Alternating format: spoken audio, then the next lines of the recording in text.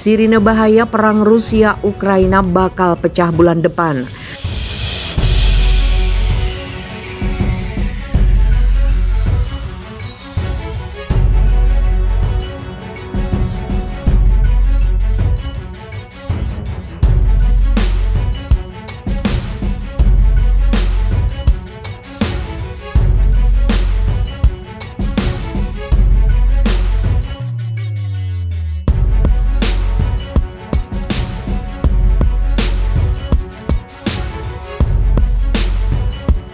Kecambuk perang Rusia-Ukraina diprediksi sejumlah pihak akan semakin dekat.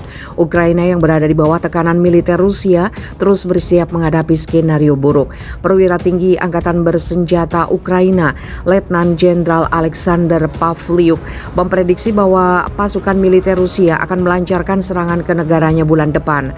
Pavlyuk meyakini bahwa pasukan Rusia akan masuk ke Ukraina pada 20 Februari 2022. 20 Februari 2022 adalah tanggal yang menjadi perhatian kami, ucap Pavlyuk dilansir FIFA Militer dari The Times. Bukan tanpa alasan, Pavlyuk menyebut data tersebut.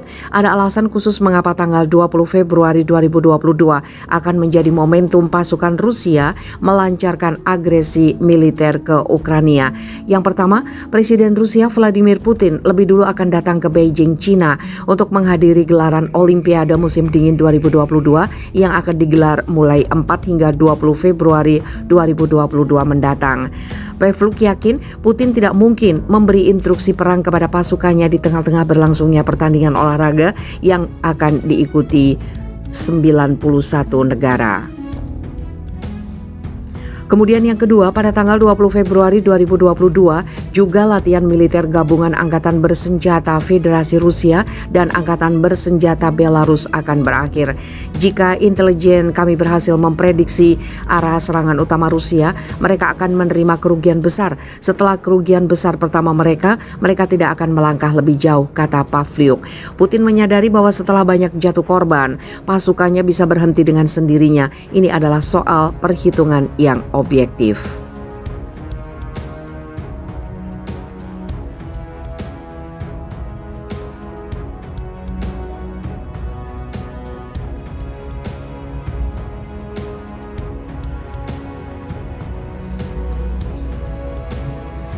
Turki pasok puluhan drone perang ke Ukraina, Erdogan angkat bicara. Presiden Turki Recep Tayyip Erdogan angkat bicara soal meningkatnya tensi konflik Rusia-Ukraina. Pernyataan Erdogan tidak lepas dari pengerahan masif pasukan militer Rusia ke sepanjang perbatasan Ukraina. Meski kerap berseteru dengan Amerika Serikat, Turki merupakan salah satu dari 30 negara anggota Pakta Pertahanan Atlantik Utara atau NATO. Oleh sebab itu, Turki juga menjadi negara yang ikut menentang invasi Rusia yang sudah berlangsung sejak 2014 silam. Dalam beberapa bulan terakhir, Ukraina dan Turki terus meningkatkan kerjasama terutama di sektor militer. Menurut laporan yang dikutip FIFA Militer dari Aval News, Ukraina membeli sejumlah unit pesawat tanpa awak atau drone tempur Bayraktar TB2 dari Turki. Saat ini Angkatan Bersenjata Ukraina total memiliki 48 unit drone tempur Bayraktar TB2. Kerjasama Turki dan Ukraina membuat Rusia geram. Rusia menuding Turki memicu sentimen militer dalam perang Rusia-Ukraina. Di sisi lain, Erdogan menegaskan bahwa konfrontasi bersenjata harus dihapus dalam sejarah politik internasional. Tidak segan, orang nomor satu Turki itu menyebut bahwa pencaplokan wilayah Crimea yang dilakukan Rusia adalah pilihan yang tidak realistis. Kita harus menghapus perang dari sejarah politik. Apa yang dilakukan Rusia terhadap Ukraina itu adalah invasi Crimea, ucap Erdogan. Saya selalu berbicara kepada Tuan Putin bahwa kami menentang invasi Crimea, katanya.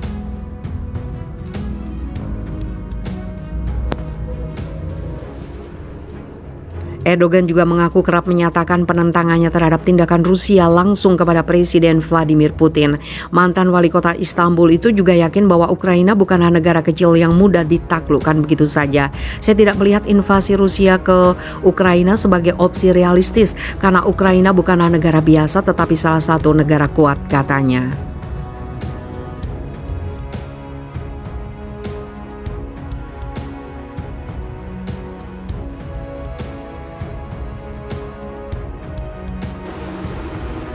Israel siapkan evakuasi ribuan orang Yahudi dari Ukraina. Perang segera pecah? Pejabat tinggi di Israel dikatakan sedang mempersiapkan skenario di mana mereka akan menerbangkan puluhan ribu orang Yahudi dari Ukraina jika terjadi invasi Rusia. Kabar tersebut diungkapkan surat kabar lokal terkemuka Haaretz di tengah tuduhan Barat yang terus-menerus bahwa Rusia dapat merencanakan serangan habis-habisan ke Ukraina. Dalam laporan pada Minggu, Haaretz mengklaim perwakilan dari beberapa kantor pemerintah Israel telah bertemu selama akhir pekan untuk membahas resiko komunitas Yahudi di Ukraina yang berpotensi terjebak dalam konflik. Pengarahan itu termasuk dari pejabat Dewan Keamanan Nasional, Kementerian Pertahanan, Transportasi, dan Urusan Luar Negeri, serta mereka yang bertanggung jawab untuk menjaga hubungan dengan orang-orang Yahudi yang tinggal di wilayah bekas Uni Soviet. Israel telah lama memilih rencana pemulangan massal calon warganya jika diperlukan, ungkap penulis laporan itu, tetapi kemungkinan evakuasi seperti itu telah diperbarui di Ukraina di tengah meningkatnya kekhawatiran akan segera dari Rusia. Pengamat memperkirakan mungkin ada sebanyak 400.000 orang Yahudi yang tinggal di Ukraina. Ada sekitar 200 orang atau 200.000 orang yang dianggap memenuhi syarat untuk kewarganegaraan Israel sesuai Undang-Undang Kembali Israel, dengan hampir 75.000 orang Yahudi tinggal di timur Ukraina. Selama Perang Kedua, lebih dari 1 juta orang Yahudi tinggal di Uni Soviet. Sebagian besar di wilayah Ukraina modern dibunuh pasukan Nazi Jerman dan kolaborator lokal selama Holocaust. Sebanyak 34.000 orang Yahudi dibunuh dan dibuang ke kuburan massal di Jurang Babi Yar di luar Kiev selama 2 hari pada 1941. Pemerintah Ukraina telah mendapatkan kecaman dari para pejabat di Israel selama beberapa tahun terakhir karena perannya dalam yang digambarkan oleh Presiden Israel Isaac Herzog sebagai tren yang berkembang dari revisionisme historis di negara Eropa Timur. Kenangan tidak dilupakan begitu saja, mereka dihapus atau bahkan ditulis ulang, pabar Herzog memperingati pada Oktober menjelang kunjungan ke Kiev.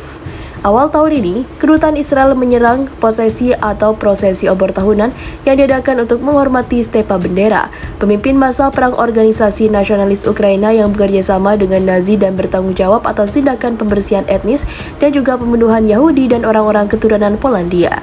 Bendera telah diangkat sebagai tokoh kemerdekaan di Ukraina dalam beberapa tahun terakhir. Pada Minggu, Departemen Luar Negeri Amerika memerintahkan keluarga diplomat yang bekerja di Kiev untuk meninggalkan negara itu karena ancaman lanjutan dari aksi militer Rusia. Kremlin bagaimanapun telah berulang kali membantah tuduhan bahwa mereka berencana menyerang Ukraina.